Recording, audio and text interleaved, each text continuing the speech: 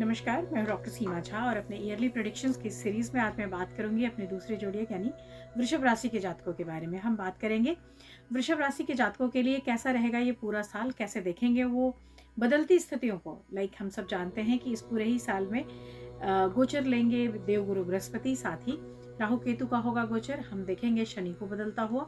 तो ये सारी बड़ी स्थितियां हैं। साथ ही हम मंथली और बाई मंथली सेक्शंस में सूर्य, शुक्र, बुध और मंगल को देखते हैं गोचर लेता हुआ। तो इन सारे बदलावों से कैसे यह राशि, इस राशि के जातक लेंगे, अपनी प्लानिंग करेंगे, कैसे लेंगे डिसीजंस, कैसे करेंगे अपने व्यवसाय या पेशेवर कार्यों के तहत नीतियों का निर्माण, आइए जानते हैं इन डिटेल। पर इन सब बातों को आपसे डिस्कस करने से पहले मैं करना चाहती हूँ आपसे रिक्वेस्ट कि अगर आप मुझसे नए जुड़े हैं और पहली बार देख रहे हैं इस चैनल को, kindly like and subscribe my channel.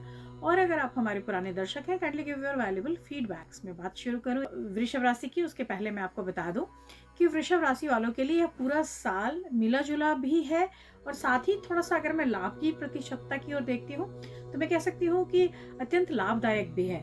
So this year is going to give you very stable kind of growth. Stable kind of कहने का सेंस ये है कि यहाँ जो ग्रोथ मिलेगी आपको उसकी कंसिस्टेंसी दिखती है, वो परसिस्टेंट दिखता है, वो आगे भी जाता हुआ उत्तरोत्तर दिखता है। मैं बात करती हूँ आपके लिए और क्या मैं कह सकती हूँ कि आमतौर पे एक अनुकूल साल की तरह आप इसे देख सकते हैं। हालांकि थोड़ा सा शनि के कारण स्टार्टिंग ऑफ द ईयर जो है it will give you heart kind of things. So अगर हृदय संबंधी रोगों की कोई समस्या है आपको तो आपको सचेत रहना चाहिए, क्योंकि शुरुआती जो समय है वो थोड़ा सा आपको अलर्ट मोड पे डाल रहा है कि आप अपने स्वास्थ्य संबंधी, खासतौर से हृदय रोग से संबंधित अगर आपको कोई समस्या है तो आप अपने आप को थोड़ा सा वेटेज दें। लेकिन मार्च ऑनवर्ड्स स्थितियां बेहतर होंगी, क्योंकि शनि कर जाएंगे अपने घर से बदलाव। वहां पर आप देखेंगे कि इस तरह की कोई अगर समस्या थी भी तो उससे आपको निजात मिलती है।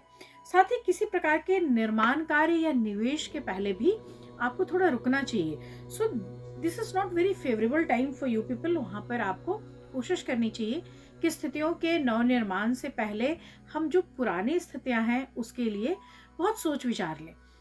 साल 2025 में राहु और केतु के साथ साथ गुरु भी गोचर ले रहे हैं और ऐसी सारी स्थितियों में गुरु आएंगे आपके द्वितीय भाव में, यानी धन की स्थिति में, और वहां भी वो करेंगे कुछ ना कुछ। सो धन की स्थिति हालांकि काफी ऑस्पिशियस है और इसलिए मैं कह रही हूँ कि बहुत पॉजिटिव ग्रोथ आप देखेंगे, स्टेबल ग्रोथ देखेंगे। लेकिन बहुत हड़बड़ी में किया गया कोई भी निवेश आपको बहुत पॉजिटिव नहीं देगा।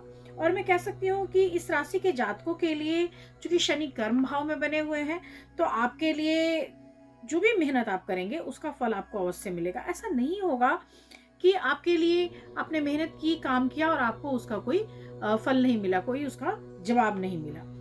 नौकरी के बारे में अगर मैं कहती हूँ, पेशेवर जीवन को देखती हूँ आपके बारे में, तो मैं कह सकती हूँ कि वृषभ राशि के जातकों के लिए ये समय काफी अच्छा रहेगा। अच्छा अगर माना जाए इसे तो मैं कह सकती हूँ कि दशम भाव का शनि है, तो स्टार्टिंग ऑफ द मंथ में थोड़ा सा दिक्कत हो सकता है, लेकिन जैसे ही वो मीन में जाएंगे आपके लिए स्थितियां पॉजिटिव करेंगे। आर्थिक स्थितियों में भी गुरु की कृपा से मई माह तक स्थितियां अच्छी है, लेकिन वहां के ऑनवर्ड्स भी जैसे ही वो सेकंड हाउस में आपके जाएंगे, यानी मिथुन का जब गुरु होगा तो आपके लिए आकस्मिक धन लाभ कराएगा, आपके लिए बेहतरीन स्थितियों की उत्पत्ति देगा और आपके लिए कई तरह की ऐसी संभावनाओं का विस्तार करेगा जहां पर हम देख सकते हैं कि आपको धन के प्रबल योग बनेंगे। यहाँ पर बुध की बदलती स्थितियां भी अनुसंगी होंगी और बुध चूंकि आपके धन के कारक हैं तो आपके लिए पॉजिटिव रखेंगे। जहां तक लव लाइफ का सवाल है, आपके बिजनेस और पेशेवर जीवन से इतर अगर मैं लव लाइफ की बात करती हूँ तो पंचम भाव में गुरु की दृष्टि आपको किसी भी तरह की मिसअंडरस्टैंडिंग से बाहर लेकर आएगी और आपका लव लाइफ काफी बेहतरीन साबित होगा। आप अपने लव पार्टनर के साथ या जीवन साथी के साथ एक अच्छा व्यवहार और एक अच्छी जीवन स्थिति को प्राप्त करेंगे।